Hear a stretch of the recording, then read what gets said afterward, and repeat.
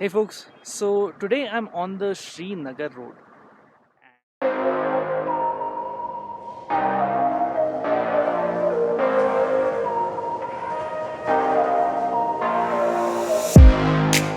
This road has the confluence of the Indus and the Zanskar rivers, and that's what we're seeing in the background. The blue one is Indus, and the muddy one is Zanskar. Um, I have never seen the Zanskar really clear, but it has been better than this. Today it's a little too muddy, but the Indus looks absolutely beautiful. Now, I want to talk a little bit about how I planned this particular trip um, just today morning. Um, and I want to take you through the process of using something like an ephemeris to understand the position of the sun, the way your polarizers will work, and the way you should plan your trip, what time you should be at the location that you want to be. Because in landscape photography, the sun is our only source of light for the most part, and so it is important to know where it's going to be and what it's going to do. Of course, you can't predict clouds and rain and that kind of stuff. You can to a certain degree, but there'll always be variations. But you can definitely understand where the sun is going to be, and hence how you should plan this. Alright, folks, so we're going to look at how to plan a trip using the ephemeris. There used to be a tool called the photographer's ephemeris that I had used for years together between 2009 and 2017, I think.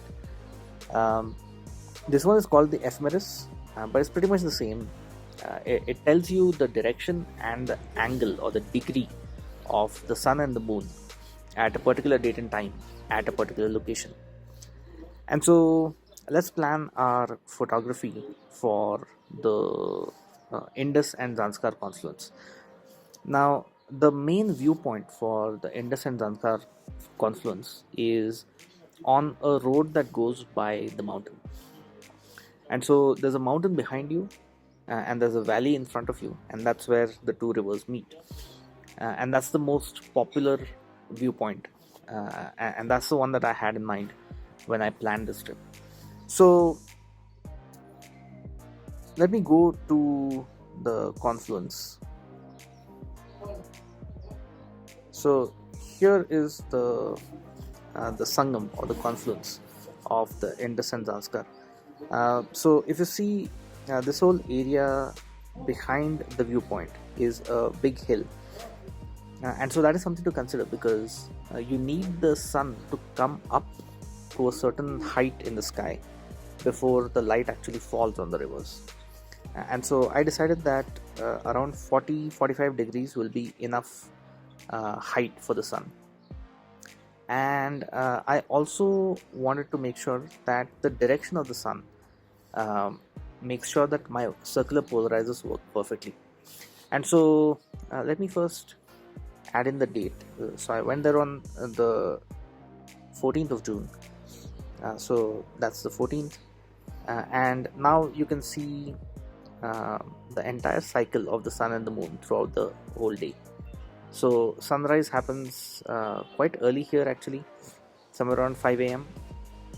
and the sun starts climbing up in the sky slowly. So if you look at the bottom left corner, we're going to take it to 43 degrees. So this is a good time for me to start. This is 8:50 a.m. and this would be the right time for the light to fall on the rivers. Now the other thing that I need to take care of is I don't want the sun in my frame or really anywhere close, because that will start causing flares and it will reduce the contrast in the frame. And so I want the sun behind me as much as possible. I am planning to shoot with a wide angle and possibly an ultra wide, and so I have to keep that in mind.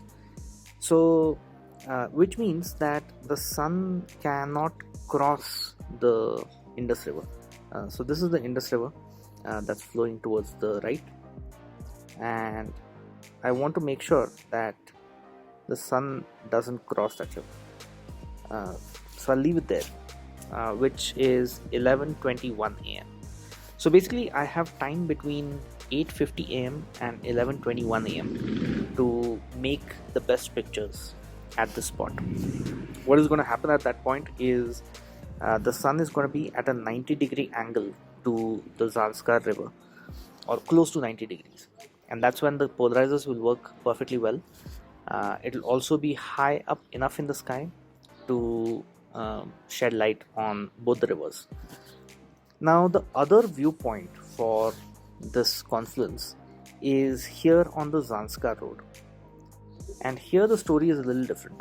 The video that you just saw was taken from this viewpoint, and so if you're taking a picture from this viewpoint, then you're going to be completely okay even with the sun beyond the river, because the sun is still going to be behind you when you take the shot, and so you will have enough light on the confluence, and if you're taking a video like I did, you'll have light on you and you'll have a beautiful background. And so that's the way that you would plan a trip using the ephemeris. Now, I did have an advantage here because I had gone to this place before, and I knew the geography of the place. When you're going to a place afresh, you might have to make some assumptions, and those assumptions might go wrong.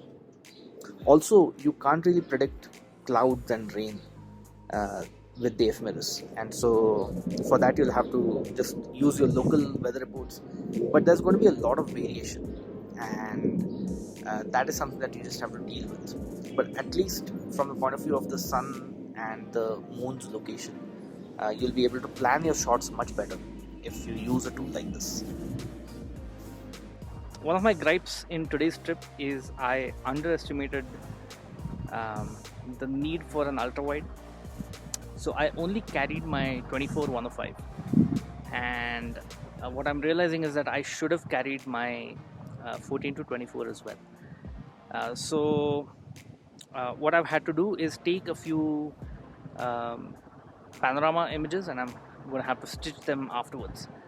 So it's not such a big deal. I've always done that before I had an ultra wide.